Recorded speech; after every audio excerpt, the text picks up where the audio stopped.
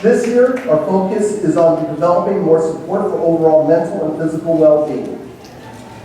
Working closely with our superintendent, Jane Euster, we are piloting an early college program where our students will be receiving both high school and transferable college credits taught during the school day in our building by opportunity.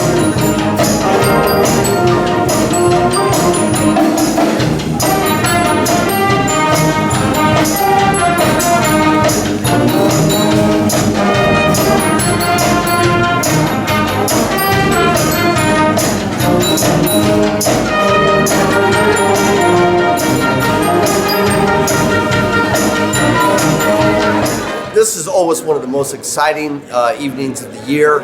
I think the energy at this campus is just tremendous. Our teachers are ready, the school year started well, and I think tonight is a great way to see our staff and the way that they're going to be teaching and displaying all that our students are going to be doing this year. I'm very, very optimistic that all parents will be very impressed with what they see tonight.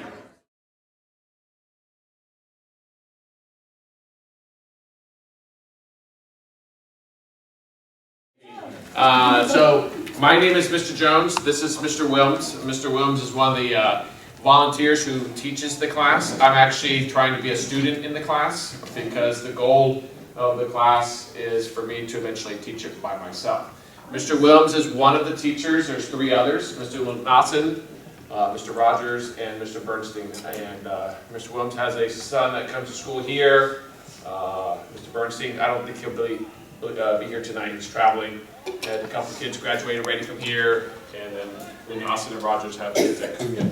They're all in the industry. They've been in the industry for years, 20 years plus, and so they're giving up their time anywhere from 2 to 3 days a week in the morning to teach the class, and not only teach it, but they're also preparing the curriculum so the kids can have a great experience. Had the opportunity to go through and pick whatever they feel like. This week's was first female Rangers graduate from the Ranger program. The story of Edward Snowden, year after Ferguson, Missouri, and the Michael Brown shooting, and the other one is the Americans thwarting a terrorist attack on a Parisian train. So hopefully, in any one of those, there's enough of that, enough of an opinion to form for any of your students. And so they come in with some opinion, whether it be agree, disagree, or some nuanced opinion there and out. And they come in, they annotate it. We spend a lot of time going through annotations, especially with what we see Cal State University's processes for annotating text. And they write a one-page paper. In a one-page paper by Friday, which is the easiest way for me to get a massive amount of the kinks out of their writing. Because I've sat down and I've talked to them, and I'm like blown away with some of the ideas that they're coming up with. So sometimes they're on the moon, and I need to pull them back down. I'm like, okay, we don't have a genetics lab, but I love what you're thinking right now, so let's just bring it back down a little bit. But they're doing some pretty amazing stuff, so keep in touch with what they're doing with this agri-science thing. I think one of the hardest things about this project are the deadlines and how fast it like sneaks up on them. So the other thing about this project is, I showed this to them the other day, they're writing papers above a college level when they're not. As Ms. Lyons said, I'm the support teacher in here. So I work with Ms. Lyons, and we roam around the classroom and check on work, help when students need extra help. But I'm in here every day. Okay. So, if you have any questions before I get started, last period I ran out of time. So I just want to make sure that you know how to get through to me.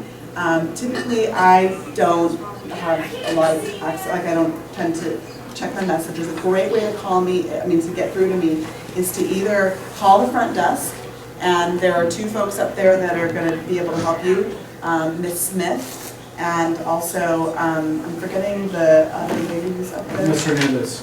Ms. Hernandez is going to be able to help you. And you can also email me. I'm very good about getting back to you on School Loop. Okay, so feel free to email me. If you need to talk to me about something, send me an email with your phone number, and I'll be sure to call you back so that we can have a discussion about your son or daughter if there are any issues in the classroom. Okay? All right.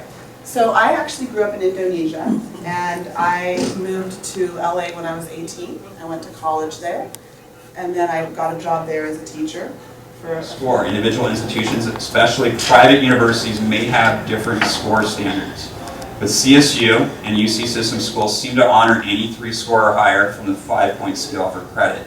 So what I did, and I have this PowerPoint in the course locker as well so you can access it. If you're ever wondering, especially like when your son or daughter is applying to universities down the road, for instance, like UC Santa Barbara, will they honor the 3 score that my son or daughter earned? So what you can do is just put a link right here on the bottom, and it goes to the college. It's kind of blurry, I know it's on LCD, but if you click on that, it will take you right to the College Board website where there's transparency tables that will allow you to know if that score of a 3 or a 4 will get credit at a place like UC. What I want to do here, the goal is to go over, give you some general sense of what my goals are as a teacher and what I hope for the students. And if we have enough time, I'll try to rip through and give you the speed version of what the students will end up studying throughout the year. It's not an exact, outline, but it's what I've done in the past. Sometimes I change the parts up a little bit, but let me get to what my main goals are here, okay? So general objectives, okay, for all students, get students to see that improved literacy is not only a meaningful goal for senior success, but as a way to be more successful in their post-secondary education, personal life, business life, voting life, and bureaucratic life. So lots of stuff there, but sure, I want them to be successful when they're seniors. That's what I've taught most of my time. I mean, I taught that for about 13 years until I shifted over to just teaching the juniors. I want them to be prepared when they have our senior lesson. They sponsor us every year now. They give us money every year for shop. So we started the guitar class the first year. I think we only finished 10 guitars out of 32 or something like that. This last year we finished 25 out of 32. So we're going to try really hard to finish as many as we can. Now, we start November 1st. The first guitars are finished in April usually, late part of April. And then we start finishing them more and more through May, right up to the end of school. Last year I had 4 kids that were working at it, but they were just so close to finishing. So we came in on a Saturday and we worked for about 4 or 5 hours straight through so that I would make sure they would finish their guitars. So I was doing that a lot the first year. It's all good. And I'm continuing, actually I finished this year my master's in Alger, and this master's was really focused on teaching language through the arts. And this time we focused on music. A couple summers ago we focused on literature, and then before that we focused on visual art. And so I would like to introduce more music this year, and I would also like to do a unit on visual art, even though it's not an area with which I'm really comfortable, but I think I'd like to do that because kids certainly see things that maybe I don't, they can see things in a way that I can't see them.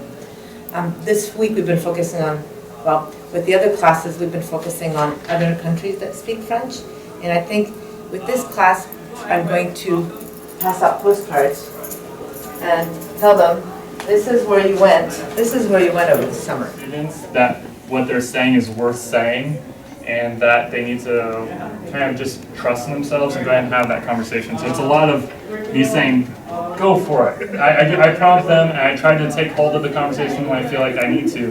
But it's a lot of just confidence building for the most part, quarter 1. Quarter 2, I switched from this to Kill a Mockingbird. We do a lot of literary analysis. I'm a huge fan of Roy Peter Clark. He published this book just this year. I've had it for a couple years though.